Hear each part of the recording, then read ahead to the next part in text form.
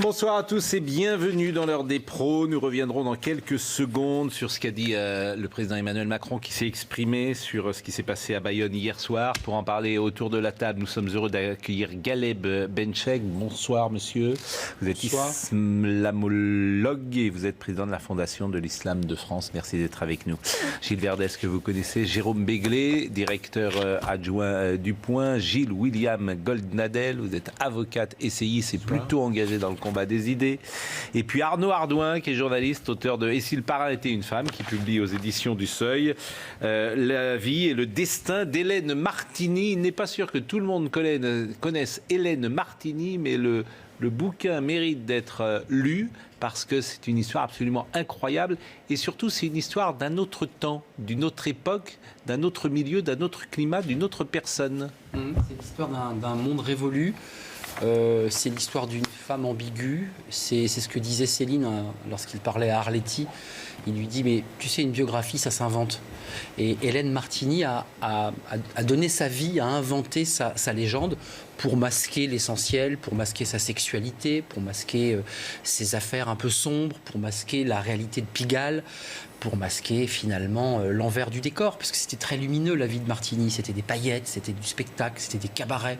C'était vraiment très sympathique. Beaucoup de Parisiens sont allés dans ces cabarets. C'est le monde de l'après-guerre qui se prolonge tard, d'ailleurs. Jusque dans les années 2000. Les années 90, 2000. Et c'est vrai qu'il y a un côté film noir, sans forcément faire référence à Audiard, d'ailleurs, mais il y a voilà, Melville, exactement. C'est une vie en noir et blanc. Et on imagine les hommes, les femmes de cette période-là.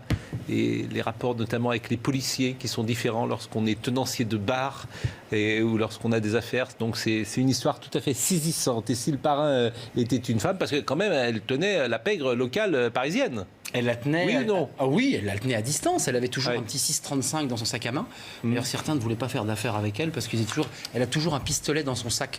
Et c'était une femme à la fois avec un port de tête et une puissance dans le regard qui était saisissant. Tous les hommes qui ont eu affaire à elle en affaires me disaient que pour ceux qui sont encore vivants, bien entendu, qu'ils baissaient les yeux. Elle avait une puissance et surtout, elle avait une rareté des mots. Eh bien, écoutez, on en parlera tout à l'heure. Et on va revenir évidemment sur l'actualité que nous développons depuis hier soir, ce qui s'est passé précisément à Bayonne avec les coups de feu qui ont été tirés hier à la mosquée de Bayonne et les 2 personnes qui ont été blessées. On est en direct avec Kinson, en direct de Bayonne. Bonsoir. On a envie d'avoir quelques éléments sur les dernières infos du jour et notamment sur l'état de santé de ces 2 personnes.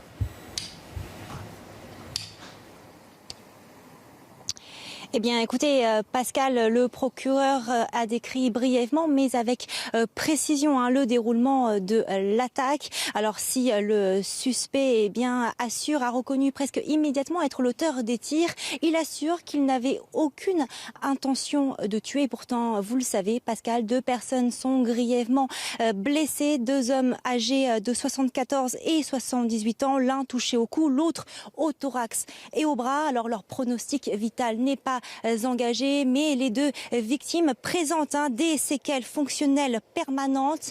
L'homme explique qu'il a agi par vengeance. Pour lui, pour venger la destruction de Notre-Dame, pour lui, il est convaincu que ce sont des membres de la communauté musulmane qui en sont les responsables. Alors ce soir, le procureur a décrit un homme aux propos parfois confus. Un psychiatre suit actuellement le profil du suspect et à l'issue de cette expertise psychiatrique, le parquet national antiterroriste pourrait être saisi. Merci Kinson. Et vous avez évoqué à l'instant la conférence de presse du procureur de Bayonne, Marc Marier. Je vous propose de l'écouter. Il a donné notamment les motivations du suspect. Le mis en cause, le gardé à vue, conteste avoir eu la volonté de tuer quiconque, précisant qu'il avait pris soin de repérer à de nombreuses reprises la mosquée afin d'être certain de n'intervenir qu'à un moment où la mosquée est très peu occupée. Il explique son geste par sa volonté de venger la destruction de la cathédrale Notre-Dame de Paris en affirmant que l'incendie de cet édifice a été provoqué par des membres de la communauté musulmane. Évidemment, il y a beaucoup de témoignages qui arrivent de part et d'autre. Je voulais simplement vous faire écouter le témoignage d'une voisine que les équipes de CNews ont récupéré.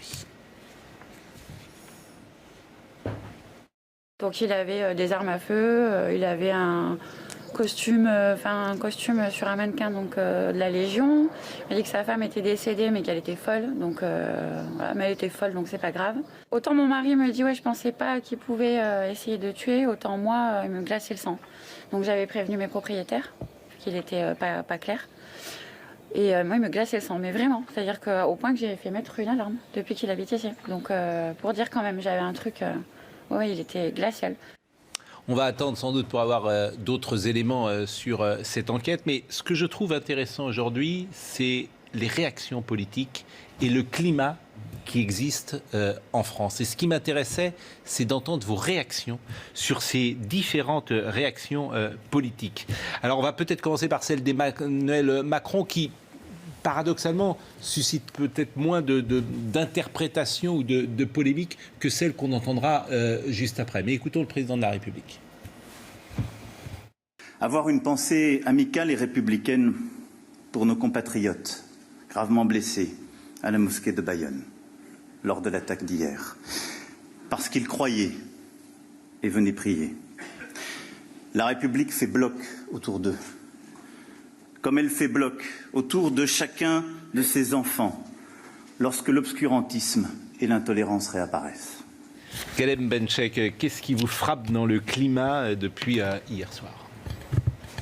En réalité, les tensions que vit notre pays ne datent pas que d'hier soir. Bien sûr. On pourrait dire qu'il y aurait peut-être une petite convulsion, petite, je ne minimise pas l'incident, convulsion paroxystique qui a pu arriver depuis maintenant 3 ou 4 semaines, un peu plus. Je pourrais dater cela de la fin, on peut trouver toujours une date, peut-être à la fin du mois de septembre, peut-être même certains remontent à 30 ans avec l'affaire dite de Creil. Ce qui me frappe, c'est qu'un homme responsable, un citoyen, un républicain, n'entrera jamais dans une polémique parce que la polémique a vocation de ne pas perdurer. Si on rajoute des mots, si on rajoute des phrases, si on est dans la surenchère verbale, si on est dans l'acrimonie, bien entendu, on ira vers la conflagration à petits pas, disent certains, à bas bruit, disent les autres. Donc vous ne m'entendrez jamais, en ce qui me concerne, tenir des propos publics irresponsables, ce qui est le cas malheureusement de certains. Alors maintenant, une crise ne se dénoue que lorsqu'elle atteint son paroxysme. Disons que l'épisode de ce soir en est un. Et ce n'est pas parce que c'est une affaire de mosquée, c'est une affaire d'un lieu de culte qui, sous la voûte commune de la laïcité, ça peut être une synagogue, une pagode, un temple, une église ou une mosquée, ou même un lieu... Pardon, je commence à faire des dégâts sur le plateau de CNews, je suis navré. Ou quelque lieu de culte, quel qu'il soit, c'est ainsi que nous comprenons la liberté et nous comprenons les choses. Gilles Verdez, vous voulez dire quelque chose avant qu'on écoute les réactions qui sont vraiment très fortes et très différentes aujourd'hui. Après les réactions. Ça m'a frappé. Alors je vous propose d'écouter d'abord Jean-Luc Mélenchon. C'était à l'Assemblée nationale aujourd'hui. Effectivement, c'est une parole qui est assez forte et, disons-le, peut-être polémique. Écoutons-le. L'attentat de Bayonne est une alerte fondatrice. Il est le résultat évident d'une écœurante et odieuse séquence de stigmatisation des musulmans. La parole raciste contre les musulmans s'est déchaînée et délibérément elle aura été banalisée. C'est une odieuse diversion face aux problèmes centraux de notre pays. La France sait que la liberté de conscience est la mère de toutes les libertés. Est-ce que vous partagez son analyse, Jérôme Béglé ? Pas du tout. Je pense que Jean-Luc Mélenchon fait encore une fois preuve d'irresponsabilité. Hier, il traitait le terroriste, appelons-le comme ça, enfin l'homme qui a perpétré l'attentat de fou, sans aucun élément psychiatrique, médical, sans aucun background sur le monsieur. Aujourd'hui, il enfourche un cheval de bataille tellement commode qui est de dire que c'est l'extrême droite qui lui pique des voix, qui que quoi. Et c'est le climat de ces dernières semaines qui est responsable de ce qui s'est passé hier à Bayonne. Si on rapproche sa déclaration de celle du président de la République qu'on a entendue il y a quelques secondes, quelques minutes, qui lui au moins dit des concitoyens qui sont allés prier, il ne jette d'huile sur le feu nulle part, et puis il ne dit pas telle religion ou telle autre. En plus, je vous rappelle que le président de la République fait son allocution lors d'une réunion d'un mouvement ou d'une association juive. Donc on voit quand même la différence de tenue, si vous me permettez l'expression, entre un chef de l'État et un leader politique qui fait de la basse politique politicienne. Et il l'avait dit déjà hier dans son tweet. Hier, en tout cas, son intervention sur Twitter allait dans ce sens. Moi, je lui reconnais un immense mérite à Jean-Luc Mélenchon, c'est de parler d'attentat. Et franchement... Marine Le Pen l'a fait en premier hier. Alors, tout le monde ne le fait pas. Tout le monde ne le fait pas. Il y a des repérages, il y a des armes, il y a des tirs, il y a une lettre xénophobe envoyée avant, il y a des cibles musulmanes. Alors, je pense que c'est de la responsabilité des politiques de dire que c'est un attentat terroriste. Oui, ça n'a rien à voir avec la responsabilité pénale du suspect qui prête à débat et dont on saura plus tard ce qu'elle est exactement. Mais sur le plan politique, je trouve là qu'Emmanuel Macron peut être de haute tenue, mais très en deçà de la réalité de ce qui s'est passé à Bayonne.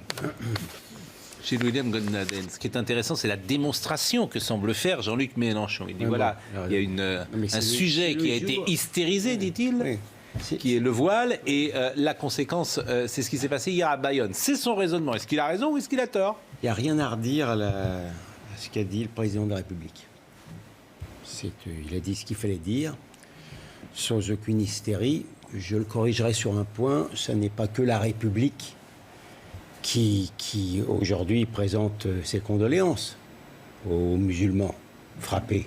C'est la France, c'est les Français. C'est la France, pas que la République. Je ne sache pas une personne qui fasse une seule personne publique qui se soit félicitée ou même ait tenté un commencement, début d'explication. C'est quand même extrêmement important. Et à côté, vous avez l'hystérie. L'hystérie la plus totale, d'abord la plus injuste, parce que je soutiens, moi, que tout le débat précédent sur l'islamisme radical, sur tout ce qui tourne autour de l'islam politique, n'avait strictement rien d'attentatoire à la communauté musulmane dans son ensemble. Et s'il y a vraiment une personne en France qui devrait faire profil bas, c'est vraiment Monsieur Mélenchon Jean-Luc. Il ne me viendrait pas à l'idée, quand je vois un flic frappé ou tabassé, de dire que M. Mélenchon est responsable, pourtant il a traité les flics de barbares. Il ne me viendra même pas à l'idée du juif qui vous parle de considérer que la France insoumise, et Dieu sait qu'elle est d'un pro-palestinisme et d'un anti-israélisme pathologique, jusqu'à aller voir des terroristes en Israël, est responsable de ce qui s'est passé en France. Et ce monsieur se permet, lui, de donner des leçons. Il n'y a pas de mots à ces mots. Est-ce que vous partagez l'analyse de Jean-Luc Mélenchon et de ce qui s'est passé ces dernières semaines, qu'il juge manifestement ou exagéré, ou en tout cas hors de contrôle, puisque le terme d'hystérie est parfois employé? Je voudrais préciser un point. Je suis ici d'abord comme citoyen républicain et de confession islamique. Mais c'est dans cet ordre-là, d'une part. D'autre part, ce que je dis ne relève pas d'une quelconque ardeur chauvine, parce que notre attachement est d'abord à la nation. Deuxièmement, certes, et nous en avons pâti, qui que nous soyons, d'un islamisme radical, politique, d'un extrémisme violent. Nous avons connu une annus horribilis, véritablement, et les idées wahhabo-salafistes nous ont minés. Hélas, ça ne minimise pas ce que je viens de dire. Dans le tintamarre auquel nous avons assisté, dans le vacarme tumultueux, certaines prises de parole irresponsables ont glissé de la condamnation de l'islamisme politique au fait d'être musulman pris in globo. Non, mais j'entends bien. Très sincèrement, monsieur, à qui pensez-vous? Je suis sur CNews Et on avait le 28 septembre dernier, lors d'une convention dite de toutes les droites, un rhéteur de piètre qualité oratoire qui commençait à dire qu'il y a le choix entre l'islam et la France. Or, non, alors je vais pas citer la chaîne, mais c'était pas sur CNews, figurez-vous. Non, mais je parle pas de celle qui est diffusée, je parle de celui qui continue à sévir. J'entends bien, j'ai dit tout à l'heure, je veux pas être amené, je réponds à William Goldnadel dans cette affaire. Bon, est-ce que le débat sur le voile, pour vous, est un bon débat, un faux débat? Parce qu'il faut parler concrètement. Mais on va parler concrètement. Est-ce que ce débat, vous pensez qu'il est faux? Est-ce que vraiment il est monté en épingle, ou est-ce que c'est un juste débat? Est-ce que vous pouvez me donner le temps de développer un triptyque très court? Mais je sais comment ça se passe. On refait le monde en 3 minutes, ce qui ajoute à la confusion et à l'hystérisation. Est-ce que vous trouvez que c'est un bon débat? Eh bien, je vais vous développer ma pensée en 3 temps. Premier point, le débat doit être d'abord et surtout intra-islamique. Je déplore pour ma part que les théologiens, les intellectuels, les penseurs, les philosophes musulmans n'ont pas pris à bras le corps cette affaire-là. Visiblement, il y a dans le Coran, alors il y a des interprétations. On va pas faire de théologie ici, mais si vous voulez qu'on en fasse, non, mais les passages ne sont pas aussi clairs que ça, alors que d'autres prescriptions sont on ne peut plus explicites. Ce n'est pas écrit noir sur blanc de porter le voile, si j'ai bien compris. Non, de ne pas couvrir les cheveux. Et j'ai envie, à supposer par extraordinaire que ce soit le cas, il y a des possibilités lorsque la psychosociologie globale d'une société... C'est le premier thème. Le deuxième thème, comme des gens civilisés et démocrates, eh bien, nous obéissons à la loi. Quand je dis nous autres citoyens. Or, en l'état actuel du droit, en ce qui concerne... Une loi, ça peut changer. Vous ne répondez pas vraiment sur les questions. Est-ce que c'est pour vous un vrai débat à poser dans la société française? Est-ce que vous pensez un instant que j'ai lu de la question? Absolument pas. Je suis en train de la développer. Mais si vous voulez que j'aille très vite, oui, c'est un bon débat. Simplement, il faut savoir le mener avec intelligence, avec raison, avec objectivité et sans passion. Tant pis pour mes 2 autres points, je ne les développerai pas, ce n'est pas grave. Mais ça va être difficile de le développer sans passion, parce qu'on voit que c'est un point de cristallisation. Raison de plus pour ne pas perdre la raison et des passions. Et vous avez un avis dessus? Le mien, oui. Et c'est quoi votre avis? On se noie dans un verre d'eau. Pour 2 raisons. La première, c'est que la République a manqué d'autorité il y a 30 ans de cela. Il suffisait simplement de dire circuler et rien à voir. D'abord les cours et les écoles. On avait un ministre de l'Éducation qui s'est défaussé sur le Conseil d'État, et le Conseil d'État, au lieu de faire du droit, de la politique, a fait du droit. Et de l'autre côté... Ça, c'est très intéressant. Je reviens, parce que ça ne sert à rien de dire on aurait dû, il fallait que. Mais je reviens aussi au fait indéniable que dans les sociétés musulmanes, durant tout le XXe siècle, une bonne partie, à partir de 1923-26, jusqu'à la révolution de Khomeini et la collusion avec le rigorisme wahhabo-salafiste, cette affaire-là a été réglée. Dans les années 60, dans les années 70, je mets au défi quiconque me trouvera une jeune étudiante ou une jeune fille allant à l'école, dans les sociétés musulmanes, allant à l'école voilée. Qu'est-ce qui s'est passé pour que 40 ans plus tard, on en soit où on en est aujourd'hui? Parce qu'il y a eu de la démission, il y a eu de la lâcheté, il y a eu de la vilainie, il y a eu des calculs de part et d'autre. Des calculs politiques, oui. Et des calculs politiques. Quand on voit ce qui a été investi dans la fameuse politique des grands frères et de la ville, alors que nous quémandons, parce que nous avons des moyens epsilonesques au sein de la Fondation de l'Islam de France pour laisser place à l'éducation, à la culture, à la connaissance, pour qu'on se réapproprie l'islam aristotélicien, dont une présentation de l'histoire mutilée et mutilante le fait passer, qu'on l'a effacé des mémoires. Voilà, c'est comme ça qu'on gagne la bataille et des idées. Il faut extirper des consciences apeurées et culpabilisées. L'offensive qui les a culpabilisés, et pas plus tard que ce soir, nous entendons encore que c'est une prescription religieuse, etc. De grâce. Où est-ce que vous avez entendu ça ce soir? Ce sont les déclarations de ce que je pourrais appeler un synode qui s'est tenu ce soir. au lendemain de la rencontre avec le président de la République, avec quelques hiérarques musulmans. C'est-à-dire, pour que je comprenne bien, que des personnalités se revendiquant de l'islam disent que c'est une prescription religieuse que de porter le voile, ce que vous contestez, vous. C'est ça? Moi, je ne... Vous parlez du CFCM, excusez-moi. Oui. Non, mais pardonnez-moi, parce que tout le monde ne comprend pas. J'essaye de décrypter moi-même. Quand je ne comprends pas, je pose des questions. Mais vous avez raison. Je suis là pour répondre. Je vous donne le fond de ma pensée et celle des téléspectateurs aussi le sauront. Je ne peux pas dire en début de rencontre, je ne veux pas aller dans les polémiques, etc. Et après, j'en rajoute. Mais il se trouve malheureusement qu'une instance qui n'a aucune compétence théologique... Là, vous parlez du CFCM. Je parle du CFCM. Se prononce d'une manière où on n'arrive pas à comprendre. On nous dit à la fois que c'est une prescription religieuse, mais en même temps, celle qui ne le porte pas, c'est pas bien grave. Eh bien non, à un moment donné, il faut déculpabiliser ses consciences. J'ajoute, et c'est très important. Ce que vous dites est passionnant. Ah ben, merci, si vous me permettez. Merci de le qualifier de passionnant. Je trouve que c'est une parole qu'on entend très peu sur les plateaux de télévision. Je me permets de poser la question. Est-ce que dans votre discours extrêmement équilibré, vous êtes minoritaire au sein de la communauté musulmane? Est-ce qu'aujourd'hui, lorsque vous parlez comme cela à quelqu'un qui est voilé, à quelqu'un qui appartient au mouvement wahhabo-salafiste, puisque vous le traitez ainsi, est-ce que on vous jette des pierres? Est-ce qu'on vous dit, mais qu'est-ce que vous racontez? Alors, permettez-moi de réagir sur 2 points. Moi, je ne reconnais qu'une seule communauté nationale d'un destin commun, au sein de laquelle il y a des composantes. Mais si on veut parler de la communauté musulmane, je pourrais parler aussi de la communauté des joueurs de boules. Voilà. Mais à mon avis, la sémantique a son importance. Vous avez raison. Maintenant, le second point, qui est de la plus haute importance... Mais oui. Pardonnez les propos prétentieux qui sous-tendent ce que je vais dire. Mais que je sache, un Erasme, un Campanella, un Bacon, un Rousseau, quand ils ont commencé à parler, ils étaient peut-être seuls. Et alors, et même si je reçois des pierres, je dis ce que je crois. Mais il s'agissait d'un sondage de la part de mon voisin. Et quand bien même, nous ne sommes pas seuls. Si vous voulez une réponse directe. Sur quels écrits ou sur quel texte ou sur quel fondement religieux ils arrivent à dire qu'il faut porter le voile pour être un peu... Tout simplement, il y a...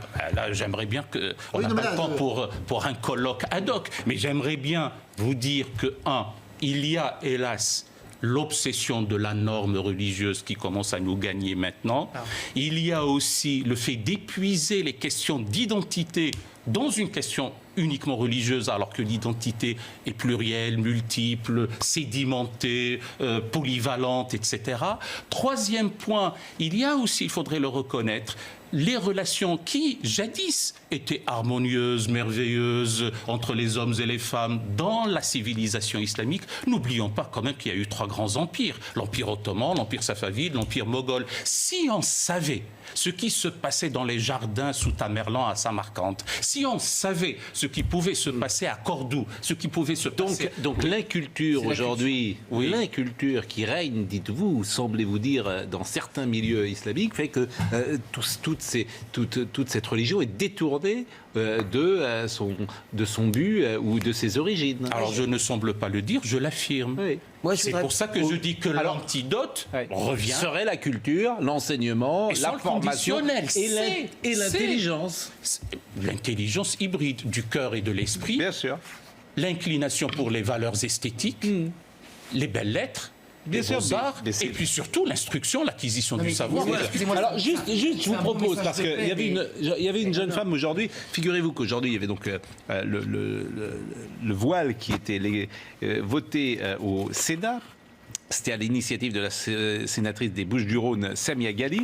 Une trentaine de femmes et enfants des quartiers populaires de Marseille, dont certaines mères voilées, ont visité le Sénat en plein débat sur le port du voile. Un hasard du calendrier selon la sénatrice, et la visite était prévue depuis plusieurs mois. Mais je vous propose d'écouter le témoignage de quelques femmes qui étaient voilées précisément et qui ont donné leurs sentiments. C'était au Sénat cet après-midi. Moi, je suis née ici, j'ai grandi ici. J'ai respecté tout le monde, j'ai jamais eu de problème. J'ai mis le foulard parce que c'était mon choix. C'était mon choix. Personne ne m'a forcé à le mettre. Voilà, c'est ma religion. Comme je mets le foulard, je fais ma prière. Je fais ma prière et c'est tout. On ne l'enlèvera jamais. Quoi qu'il y a, on n'enlèvera jamais notre foulard. On est là, on est fiers de le mettre. On n'a rien à se reprocher. Ma réaction est simple. Je n'entrerai jamais par effraction dans les consciences. Je suis très attaché à la liberté de conscience et à la liberté d'expression, à la liberté tout court. Et je respecte simplement, parce que je suis attaché à la liberté, mais de grâce qu'on ne le justifie pas exclusivement et uniquement par des considérations religieuses. On peut trouver toute autre considération. L'élévation spirituelle ne peut pas être nécessairement médiatisée. Alors, moi, ce que j'aimerais vous et après, Gilles Verdez. Vous avez dit, monsieur, que vous considériez que ça devait être d'abord un débat intra-musulman. Et je vous rejoins, modestement. Mais qu'est-ce que vous pensez du regard des non-musulmans sur cette affaire du voile, que ce soit le regard des féministes, que ce soit un regard culturel, voire identitaire? Quelle est votre appréhension, dans tous les sens du terme peut-être, sur la qualité de ce regard? J'ai dit que je comprends, ça allait dans mon triptyque de tout à l'heure, mais Pascal Praud, à juste raison, fait bien son travail en m'interrompant, parce qu'on peut. Oui, mais finalement, j'ai moins envie de vous interrompre, parce que. Oui, mais trouvons le temps, trouvons l'espace. C'est assez intéressant, c'est bien effectivement, de pouvoir développer les choses. C'est bien pour ça que je vous questionne. Et c'est pour ça que je reviens à ce que j'appelle que la sagesse recommande. Ce n'est pas une abdication, ce n'est pas une résignation, mais la sagesse recommande de tenir compte de ce qu'on appelle la psychosociologie ou la psyché globale. Il se trouve que dans notre pays, la société française, à tort ou à raison, a bénéficié ou pâti, pour certains, de ce qu'on appelle les mouvements de sécularisation. Et au bout de 80 ans, peut-être au-delà, petit à petit, cette affaire du voile, et notamment de l'égalité homme-femme, etc., l'égalité ontologique et juridique entre les êtres humains, a été réglé ou plus ou moins réglé, ce n'est pas encore réglé, sinon on n'aurait pas un secrétariat d'État à l'égalité des femmes et des hommes dans notre pays, et ailleurs ce n'est pas le cas. Donc cette appréhension, cette fois c'est uniquement dans le sens de la crainte, a été perçue, et je pourrais le comprendre. Le S, vous ne l'avez pas entendu. Je pourrais comprendre cette appréhension.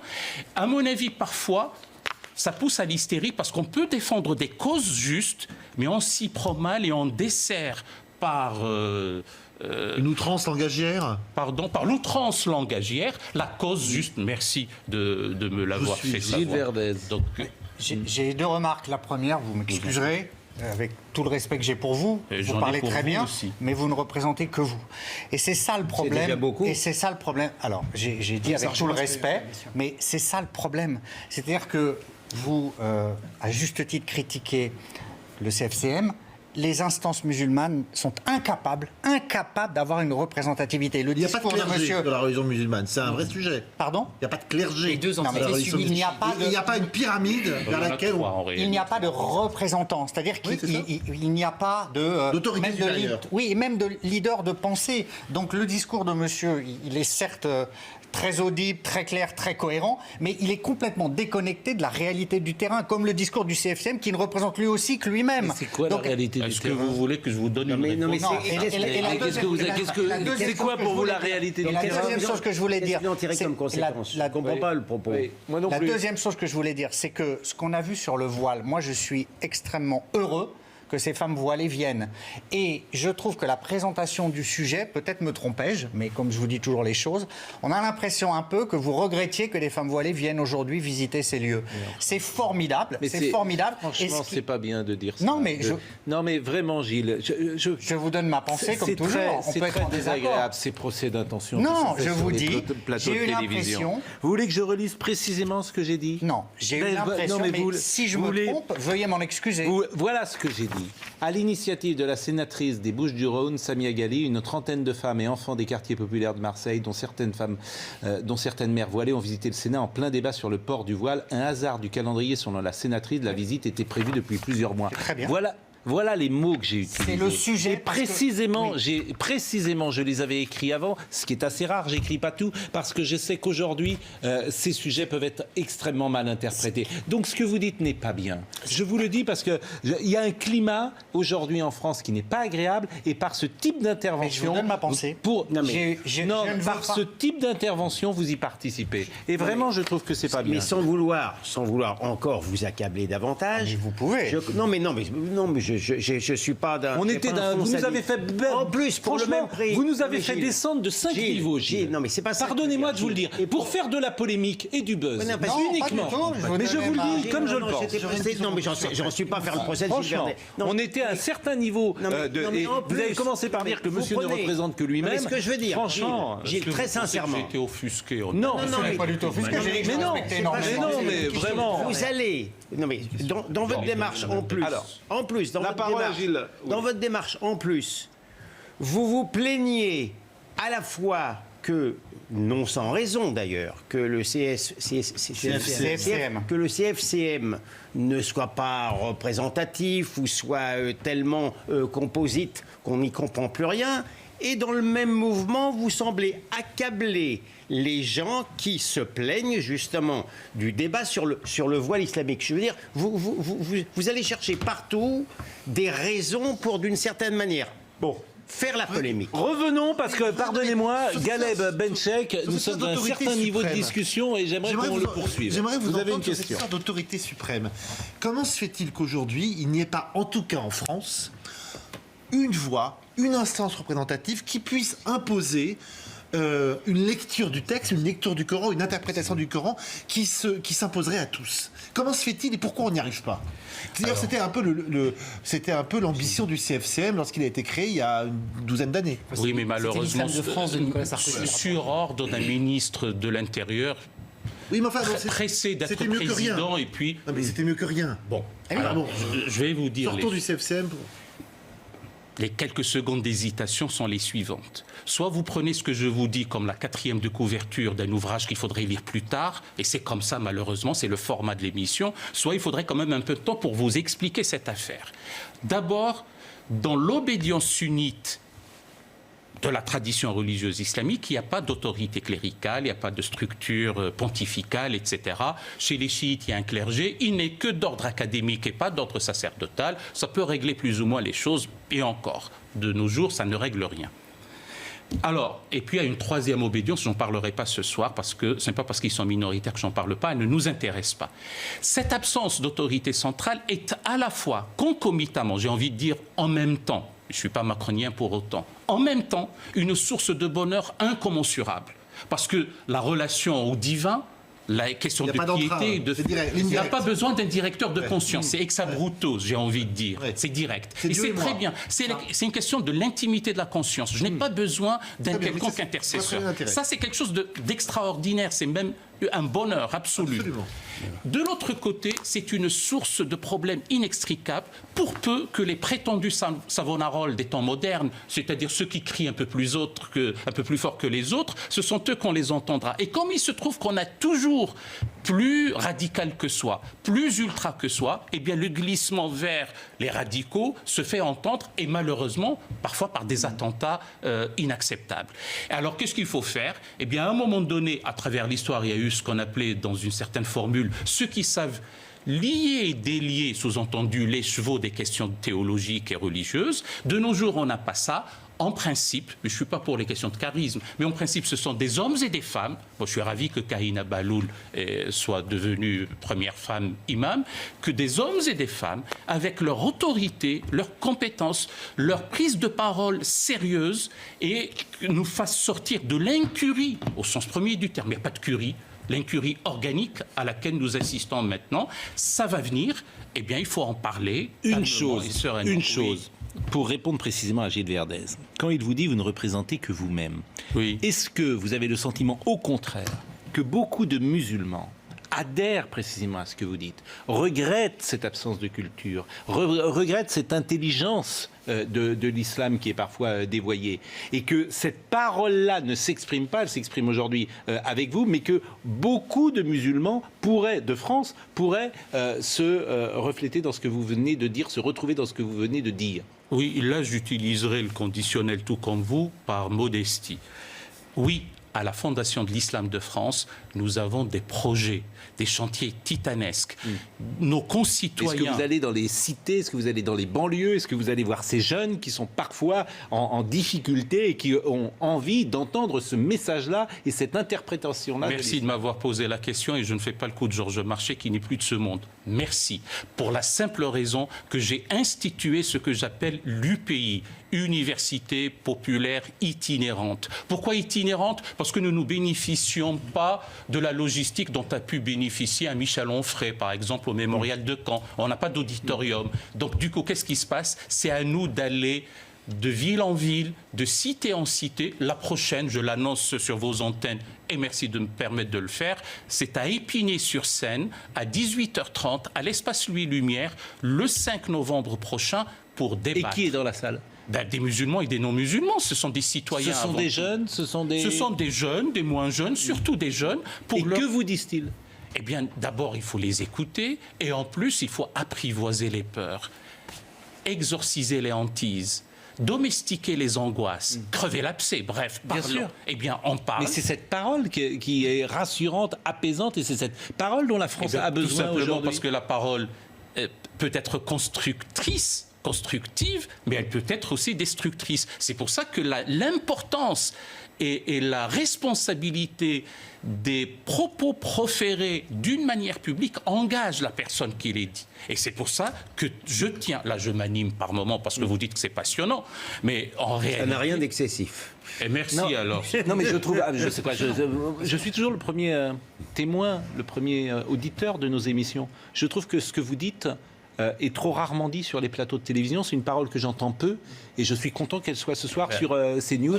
Mais Pascal Praud, je ne suis pas demandeur de tribune et de plateau, au contraire. Mais c'est la première fois que nous nous voyons. Mais je suis vous bien vous rendez compte? Pas la dernière. La France est à feu et à sang ou presque. Bien sûr. Et qu'est-ce qu'on fait venir? On fait venir un imam ignare. Et ce n'est pas la calotte qui fait l'imam.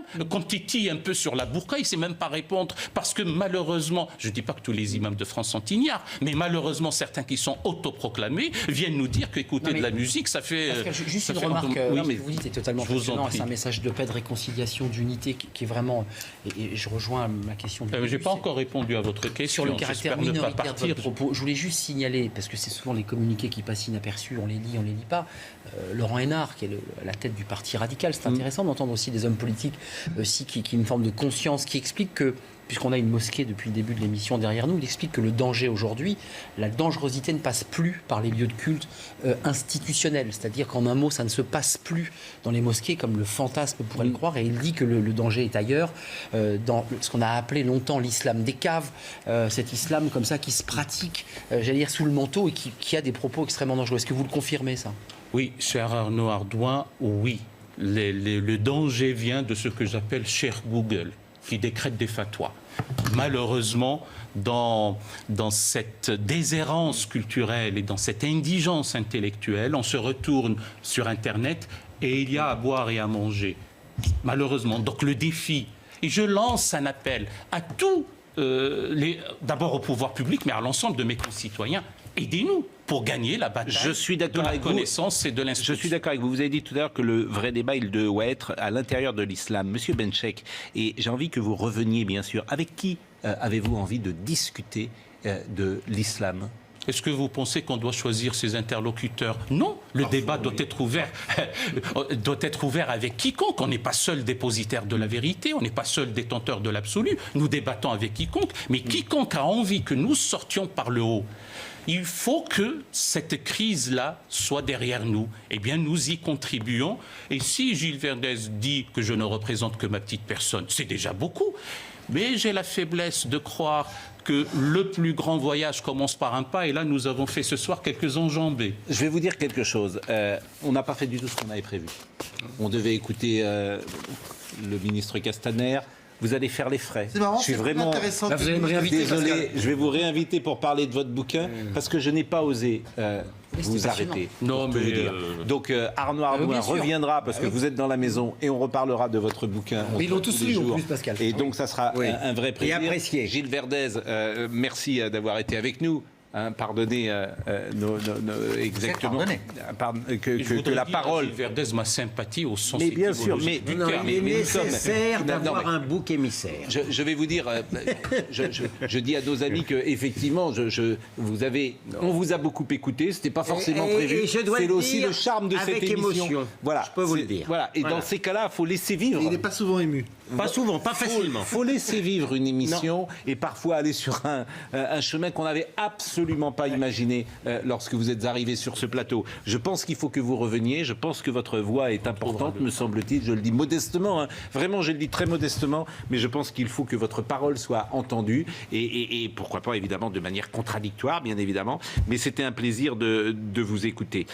Donc, nous sommes déjà en retard. Elliot Deval était à la réalisation, était en régie avec nous hier, mais c'est Fabien Perroche qui était à la réalisation, c'était Philippe Gilbert qui était à la vision, c'était Roland Ebrard qui était au son. Merci à Loubna Daoudi qui était avec nous également. Merci vraiment une nouvelle fois. Et puis l'info va se poursuivre sur CNews. Et lisez, quoi qu'il arrive, l'excellent livre Et si le parrain était une femme, dont on a à peine parlé, c'est vrai, pendant 1 minute 30 au début de l'émission, mais je m'engage à ce que M. Ardouin revienne. L'info se poursuit sur CNews.